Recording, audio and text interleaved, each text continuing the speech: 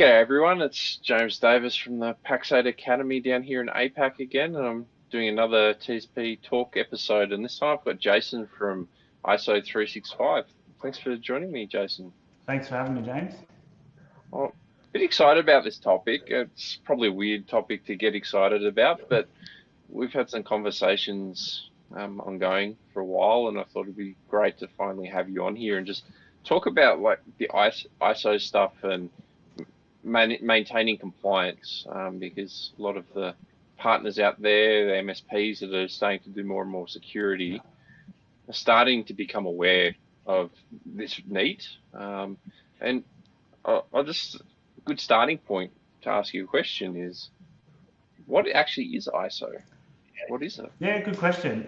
So basically, ISO 27001, it's a globally recognized standard for information security. So basically, it's the pinnacle of what information security should look like in any organization. It doesn't have to be just MSPs, but it's an entire management system around controlling three things: confidentiality, availability, and integrity of information in an organization. So those three things are what the standard is kind of built around, protecting those elements of information. Interesting. And so, for those not really familiar with it, being mainly us as a technical industry, how much of it really is the technical side in this framework? Yeah, so it's a great question. So there's essentially 93 controls that makes up the new 2022 standard, and they're broken up into organizational controls, people controls, physical security controls, and then the technological controls. A quarter of the controls are technical, but as you obviously can see, there's a whole bunch else that's around keeping information secure in any organization. It's not just the technology, but the technology does play a huge part in this particular standard. And how, from your perspective, you've worked in the MSP side as well. You've come up through the ranks. Where does ISO sit when we're comparing it to like the essential aids and CIS controls? Sure. Like, what does it look like? Yeah, it is an interesting one. There's no definitive answer. There is a bit of a guide that says that being ISO 27001 certified is akin to being about the essential 8 maturity level 2, maybe 3. But essentially, a lot of the other standards are born out of ISO 27001. It's just that they pick a lot of the technical controls and say, hey, this is a good one, let's just use this. And you take the essential 8, for instance. It is a very good starting point to help any business mature their security posture. But it's not an entire management system in itself, and it's obviously not certifiable as well. So the benefits of the ISO 27001 avenue is that although it is a little bit more comprehensive, it is externally certified, so you do get that certificate at the end of your compliance. Okay, and so what sort of businesses have been traditionally getting the 27001 certification? Yeah, so IT companies, MSPs, are generally ones to lead the way on this. It has traditionally been larger MSPs that have gone ahead and achieved their certification because they've wanted to get into government work, and it was a requirement for that particular agency. And now it's kind of become standard that you need to provide your ISO certificates when applying for a tender. So yeah, IT companies, but we're now seeing a lot more professional services businesses now achieving their certifications. So we're talking accountants, lawyers, security companies. It really depends. Anyone that's handling any kind of sensitive information about their clients and about the work that they do, they're now starting to switch on and go, okay, I think it's best that we become certified. That way, our clients can trust that we know what we're doing with sensitive information. And from what you've seen, like you just mentioned there, like it's traditionally been the larger IT companies going for government tenders. Now that it's sort of spreading around to other professional services firms, what do you typically seeing what size MSPs are now trying to go for certification that you're seeing? Yeah, it's a great question. Something that's interesting is that size actually doesn't matter at this point. So I've actually certified a company that only has 3 employees. That's the smallest, and I've certified companies all the way up to 300 employees. So it depends if the client base of the MSP in this instance is calling for it. Some MSPs are, they could be, 8 to 10 mil, let's say, and they're on that cusp of whether or not we should get it. And as I said, it really depends on where they are as a business and if their clients are kind of starting to call for it, because all it takes is for one client to go, oh, hey, we're now required for our upstream suppliers to be certified. Can you provide us your certificate? Because they'll assume that you've got it. And then all of a sudden we've gone from being ahead to being behind the 8 ball a little bit. So like I said, size really doesn't matter at this point. It's the client base that you're dealing with. And so, yeah, it could be, you could be $1 million business and already have achieved your ISO certification. There's also $30 million businesses out there that haven't achieved their certification yet. It's a really, really interesting comment that you made, like size not mattering, and it's starting to become more of that, I guess, demand from clients. Are you seeing much from the insurance side? Yeah. So insurance it's an interesting topic right now, and so it all comes down to risk for insurance companies and underwriters. So the more that you can show that your organization knows what they're doing, especially when it comes to information protection and information security, that lowers the risk on their side. So if you were to provide your ISO 27001 certificate along with your application for, let's say, cyber insurance, your risk will be graded lower than your competitors that, let's say, haven't been certified. And so you might see your premiums become a little bit less as time goes on. I do think it'll get to a point where insurance companies and other companies will require it as a minimum, because at the end of the day, it does come down to risk for them as well. And so if you haven't even taken that step to get yourself certified to a key management system around information security, then why insure it? I've been having conversations with people in the insurance industry, and they're very much talking that direction. It's probably not a matter of if, it's a timing of when, Yeah. as an MSP or a technology provider to get insurance, let alone reduce the Yeah. premiums. Yeah. Hearing some of the benefits and the reasons why we're doing it, like potentially get new business through tenders, protect your clients from churning out as they're maturing, and then obviously the insurance side.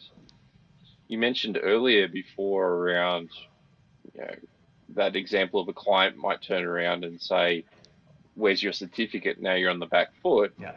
If you're in that position, how long does ISO certification usually take? It does depend on the maturity level that the MSP is currently at, I suppose. I've seen in my time that MSPs are generally doing the right thing.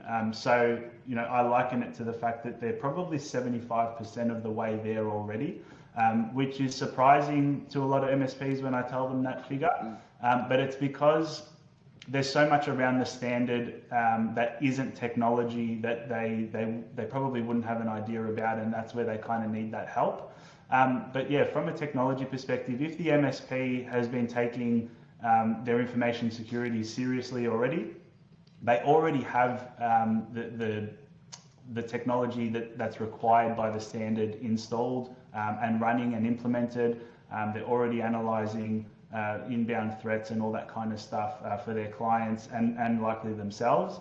And so, yeah, they generally are about 75% of the way there. From a timing perspective, the minimum's always 3 months. You can't be certified any quicker than 3 months because it's a requirement under the standard that the management system has been running for 3 months already. So regardless of how good you are internally, it's a minimum of 3 months before you can get an auditor in to certify you. But generally, it wouldn't take any longer for an MSP than about 5 or 6 months if they're committed to it from the get-go. Yeah, okay.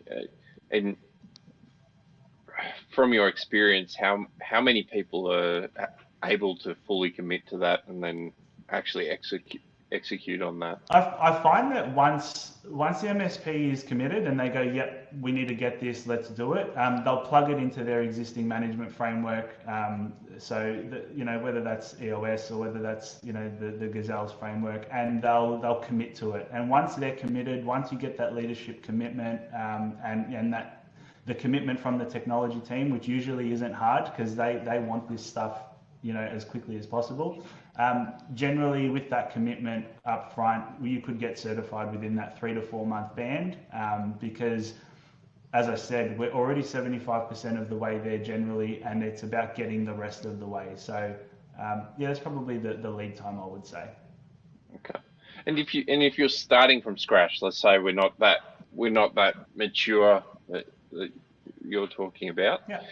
We're starting from scratch and basically from zero. What would that time frame potentially look like? Again, it comes down to commitment. So MSPs have a benefit of being able to do a lot of the technology themselves, right? So it's not about having to spend a lot of money externally to get things implemented within their company.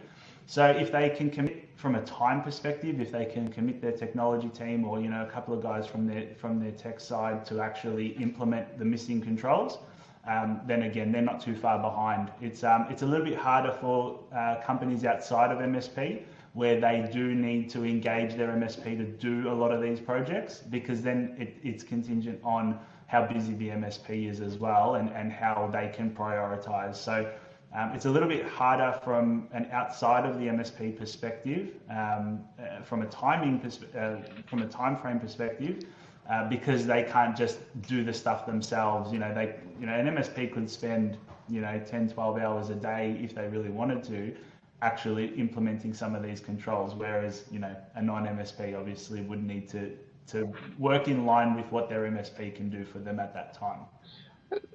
That's a super interesting thing. Like, that just sparked my thoughts that there's potential opportunity here for the MSPs to drive a bit more ISO conversations with their clients, and I don't see that typically happening. Is that something that you've seen happen a lot in the past, or is it sort of an emerging opportunity? I think once the MSP certified themselves and they understand a little bit more about the framework and they've had a bit of training behind it, I think they then do see the value of pushing that down into their client base and offering that service.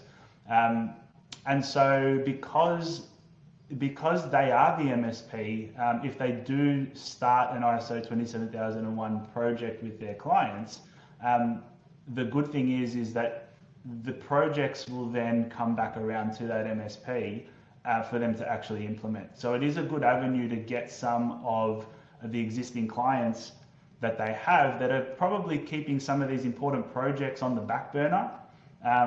The moment that those clients go, oh, hey, MSP, we want to get ISO 27001 certified, you'll probably notice a lot of those declined or those projects that weren't accepted in the past that are kind of sitting there for implementation at some point will now actually need to be done, because or else their client won't get certified. So it is a good avenue, and it's a good practice for them to start talking to their clients about 27001. And there's obviously good business benefits in doing that too.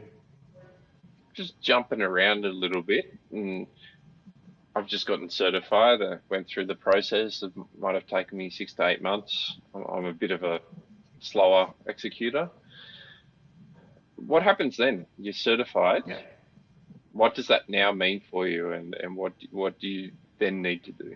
Yeah, great question. So that's basically where the fun starts, in my opinion. So it's not just about getting certified. That is a good journey. That implementation period and the audit, and once you do get that that recommendation for certification, it's a great feeling. But when all is said and done on that front, the auditors go away. You are left with running a management system now that needs to mature within your business, right? And so every year there's a surveillance audit.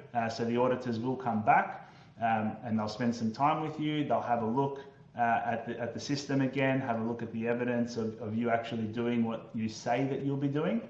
And they'll give you hopefully a nice tick of approval at the end of that surveillance audit. You'll get a report and it'll just let you know how you're going. And so that continues each year for the 3-year period that a certification lasts.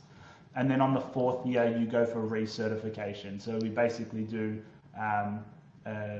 it's almost like the first certification all over again, but it's not as deep because you're not having to go through what they call stage 1 and stage 2 at the recertification point. So, to answer your question, it isn't about setting and forgetting once you get your certificate. It actually is about really getting that management system ingrained into your business to help you become better in the long run. And practically, what does that sort of look like? What are the core activities, and what do you need to have in place to sort of maintain that compliance? Yeah, sure. So from a management perspective, there needs to be reviews on the management system itself. So leadership need to get together and actually have a discussion about whether or not the system is benefiting the organisation, whether we're hitting the company objectives that we defined within the information security policy and things like that. So there's a lot of measurement that goes on in there that you need to maintain, and so there's a lot of meeting minutes and agendas that need to come out of these meetings for the evidence side. But then you've also got things like continuous improvement that you need to make sure that we're constantly looking out for things to continually improve, and raising those records and then working through them. The same thing goes with risk. So any risk that is identified in the company, that needs to be ongoing, and then we need to actually treat that risk on an ongoing basis. So there needs to be records of that happening, over and over and over again. There's also a training element. So when new members start at a company, you really need to let them know that you run an information security management system and that they are bound by it as well, right? And so there's a training and awareness piece that needs to happen constantly, because when you don't talk about something, people tend to forget, right? So you need to constantly bring it to the front of them to say, hey, this is what we're running. There are some other elements within the standard itself that you really need to keep up with. One of the most important things as well is the internal audits. So it's a requirement under the standard as well to make sure that you've continuously audited your management system. I kind of liken it to painting the Sydney Harbour Bridge. Once you've kind of painted it, you almost go back to the start and paint it again, right? So the internal audit piece is very important, because it means that you're going over all your existing policies and procedures, and making sure that they work and that they're still up to date, and that they weren't last updated in 2019 and no one really knows what it's about. But I see why you say that the certification is actually the real starting point with this activity, and it's probably a huge maturity jump for a lot of MSPs and how they operate. So what's some I took some of the takeaways I got there was like the meetings that you have to have, and taking minutes for it, doing those internal audits. What's some practical things that people need to put in place to make that happen? Obviously, they need to make sure they're holding meetings. How frequently does that need to happen? That's a great question. The best way to maintain the system is to plan pretty much the entire year out up front. Some of that is right under the standard. So something like internal audits, there needs to be an internal audit plan. And that internal audit plan needs to tell you each month, let's say, what you're actually auditing. So it's not just a calendar reminder in your calendar that just says internal audit, because you'll get to that day and you'll go, okay, well, what am I auditing? So planning things out in advance is really important. The management review, that can be done quarterly, but it is a significant meeting that needs to happen. But yeah, basically you can do that quarterly. And the rest of it, like training and things like that, it just needs to be ongoing. It needs to be constant. I do monthly generally because you can capture a lot of incoming employees when it's monthly. But I would also, do things like setting up, maybe a channel in your internal comm system that actually specifically talks about information security as often as you can. So yeah, it is an ongoing thing and something that if you are tackling this internally, you do have to dedicate someone's role, about 30 or 40% of their role probably will be dedicated to this. Otherwise, there are other options out there as well to handle that. So I was going to ask you that question of assigning a champion to it. Who in an average sort of MSP, who's the best person to be that champion typically? It depends. It depends on who's got the most knowledge about the management system. It also depends if you've got anybody internally that's trained on internal auditing, because there are some rules around the internal auditing. You can't just have one person auditing their own documents without kind of in a corner and not going out to the wider team and actually gaining evidence and things like that. So the champion, to be honest, needs to be interested in the management system. If they're not, it will fail. Typically, and this happened to me in the past, it's the operations guys that kind of get lumped with going away and sorting it out. And then you generally get the CTO or someone from the technology side that does chip in and help from a technical control aspect. But it really depends on what the MSP can afford to take on from within their team. And so you can either do it internally, or like I said, there's other options out there like outsourcing those particular functions to make sure that it's maintained, and that by the time you get to the the surveillance audits a year down, that we don't have any issues. We just go through the audit as if it were normal, because everything's been maintained. I can see that being a real challenge for the majority of MSPs. Like as you were talking there, CTOs, and like we boil it down to your average sort of 10 to 20 person MSP. Yeah. You're probably going to struggle internally for the time to maintain this sort of compliance and this maturity. Yeah, and that is where a lot of the resistance kind of comes from at this point, and that's where you do get the feedback, not at our size, that kind of feedback, and it is because they genuinely can't justify putting an information security officer on their team that knows ISO 27001 back to front, inside out, so that they don't have issues going forward. So it is a challenge for them, and it actually is why I've gone out and done what I've done with my business. How much do those sort of information security officers, how much is a full-time resource typically from your experience? Depending on experience, you could, if you want someone experienced that knows what they're doing, they've worked with the management systems before and they're just going to maintain your system internally, you'd be looking at upwards of 150K to get someone of that caliber into your business. You could try and get a graduate that's probably never worked with it before, and you can kind of justify having an information security officer who's an entry level and learning their way through, and you'll probably pay around that 80 or 90K for that graduate to come in. But in saying that, that would be their main job, that would be their only job, and you would effectively be paying that every year. And even if you, like you said, this stuff gets dumped on the operations people, which logically it makes sense, and you start scratching the surface like we are. Yeah. Yeah, you said maybe 40% of their time would need to be getting dedicated to this stuff. So even if you've got an internal person that you could dedicate this, it is a significant cost. Like 40% of like 120 grand is still what, 50 odd grand roughly. The investment is still there.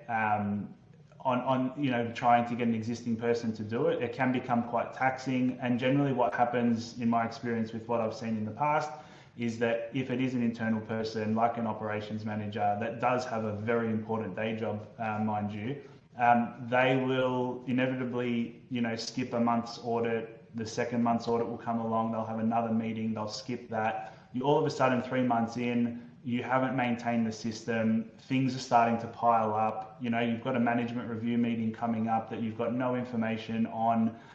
So you can't hold it. So you push that back, and then all of a sudden you're compounding all of the work because you genuinely don't have the time. And once you do start to let it lapse, you just end up in that situation where you're getting to your surveillance audit, and then everybody's scrambling around the organisation to try and make sure that we pass our surveillance audit, because you don't want to get your certification suspended for not being up to date. So yeah, that's generally what happens when it's done poorly internally. I have seen it done well internally, but that requires a lot of focus.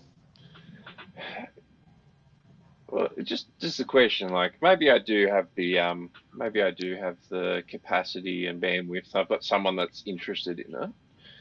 If I was to invest in their education, how long does it take to actually get someone up to speed with understanding all of this and being able to manage it? There are courses out there that you can take. So there's some basic implementation courses that take you through, how to do an ISO implementation. They obviously cost money themselves. It's not impossible to go from nothing to doing it yourself and doing the internal training, but there'll be a lot of learnings along the way. It will take you longer to get certified, only because when you haven't done it before, there's a lot of nuances in the standard that you aren't familiar with, that you'll probably end up getting tripped up at your stage 1 audit or your stage 2 audit. So there's generally things in there that, people tend to forget. Take the internal audit plan. So they might actually just go, oh, we need an internal audit plan. Well, yeah, let's just put in a calendar entry for internal audit, and hey, we've checked that box. We know that doesn't pass at certification level, and we know the reasons why. But really uncovering those reasons why certain things exist in the standard, that comes with time and experience. So it's not impossible, but yeah, you would obviously be investing a lot of time and effort to train someone internally to be able to do that, and then maintain it ongoing. You'd really want to turn that into a revenue generating activity for most MSPs to do. Yeah, and that is true as well.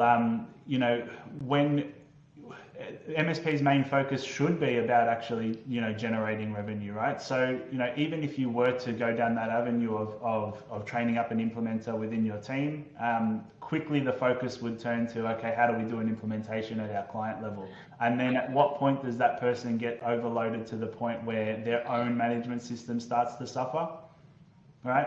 So there's a lot of things to take into account, but nothing's impossible. I do say that there's many ways to skin the ISO cat. And so, yeah, it just depends on what the MSP really wants to focus on and do with it, I suppose, yeah. So if we sort of go full circle, like we started with what the benefits were, there's potential revenue capture from new business from this. There's preventing client churn and insurance, whether it's reduction of premiums or even being able to be insured. So there's hard costs that we can align with this. If I was like a 20-person MSP, how much would I have to typically budget for over that sort of 3-year period before I need to get recertified? So yeah, budgeting, it's actually quite straightforward. If you're doing it internally, obviously you would have to, figure out your costs internally of who you're going to dedicate to this going forward and work that out. Like I said, if you're going to use an internal person, it's probably going to be probably 40% for your certification, to be perfectly honest, because they're going to have a lot to learn. Unless they're already experienced in it, there's going to be a lot of learning up front. So I would say if you're going to do it internally, factor in 40% of whoever you're actually picking to do the implementation. You do have then on top of those costs your certification costs. That all depends on how big your business is from a people perspective. So how many staff you've got.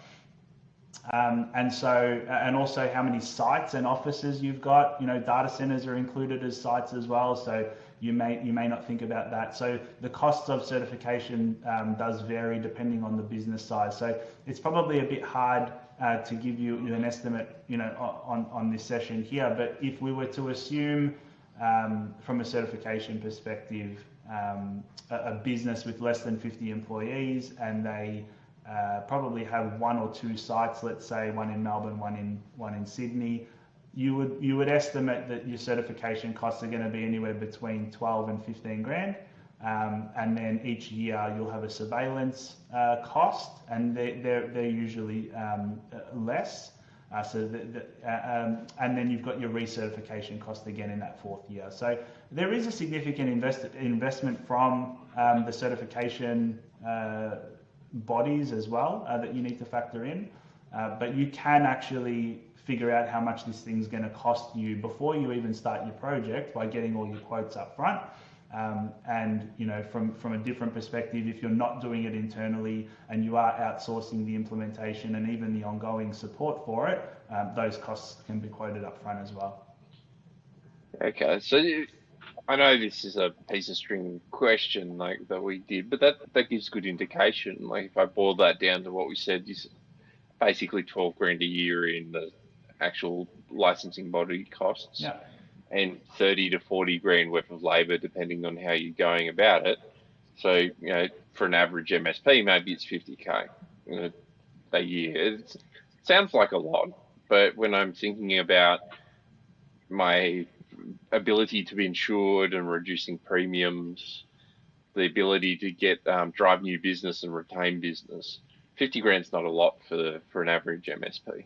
Yeah, absolutely. And like I said, it really depends on how experienced that person is, right? It is how long is a piece of string, because I've seen it go the other way when it's potentially been done internally, and because the interest isn't there on the person that they've delegated the project to, it can drag on, because in the MSP industry, to be honest, the guys that need to be involved are generally, they love their technology. They love to be able to tinker with things. And then the moment that you start to go, well, hey, now we're doing a whole bunch of policy work and we're actually writing documents and things like that, that's when it can become a bit long in the tooth for them. So, yeah, I've seen it work. I've seen it not work internally. And then obviously I have also seen it work from the outsourcing perspective as well. So how does it work from the outside perspective? Like if I was an average MSP, I'm like, yeah, I'm not hiring anyone or dedicating someone to this more than just driving the operational side internally. Yeah, sure.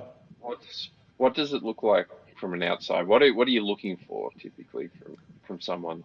Yeah, so you're looking for someone that's going to be able to come in and help you get from essentially nothing to the point of being able to get certified, right? So you may have the usual suspects. You've got your employment contracts, obviously, that would hopefully already be talking about confidentiality and intellectual property and things like that. You'll have that stuff. You'll have an acceptable use policy already. It may be missing some things.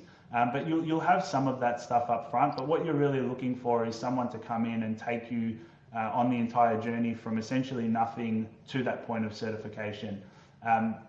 There is the typical consultant way out there where they'll come in and they'll charge you a big hunk of cash up front, in the realms of that 50, 60K that you were talking about before, just to do an implementation. Then you've got your certification costs on top. And then you're effectively handed the keys and good luck managing the system ongoing. And when you haven't necessarily had someone being trained up along that implementation journey, that can be quite daunting for someone to be handed the keys and said, this is now yours to manage, good luck with it. You've dropped all of this cash up front, you got your certificate, that's great, but now you're left with yet another system that generally happens with MSPs that you just don't know what to do with, and it starts to stagnate, and then it kind of falls over. So that's the typical consultant approach. My services are quite different because I have come from the MSP world, working in MSPs for the last 15 years. My model is actually to take you on that journey, but do it as a monthly fee. So it's basically bite-sized chunks, and so what you're effectively spending would be that implementation cost and the ongoing fees are spread across a 3-year lifespan. And that's generally the same lifespan of your certification, and then it starts again at your recertification point. So it's more like a virtual compliance manager. Yeah, so it's essentially ISO as a service if you want to understand it in a typical MSP fashion. And so the moment that you do say ISO as a service, MSPs just pick it up. Yep, I know exactly what it is. So, no upfront fees, no consulting fees. We generally use the existing systems that they're using. We leverage what they're currently using, so we don't add licensing costs and things like that. But it just comes down to what the MSP wants to do themselves internally, and then you kind of work towards that. There's no real there's no real avenue you have to go down. There's a bit of consultation up front that says, okay, well, how do you want to manage this? Where does your team currently work day to day? Right? And are they good at doing that? And if they are, do you really want to be pulling them out of a system and putting them into another one? All these kind of questions, they need to be answered up front. Some companies don't have existing systems that they want to use, and that's when you can, bring in a platform that can do some of this stuff. And there are plenty out there, and they're there to aid you to actually get along that journey. That's awesome, and I know we could be talking about this all day. Like I'm just fascinated by this. I can see so many opportunities for MSPs to use this as an exercise to mature their business overall, spark that learning of how to operate at a much higher maturity stage, Sure. and then implementing the compliance steps and stuff flow out to how we're delivering services with clients.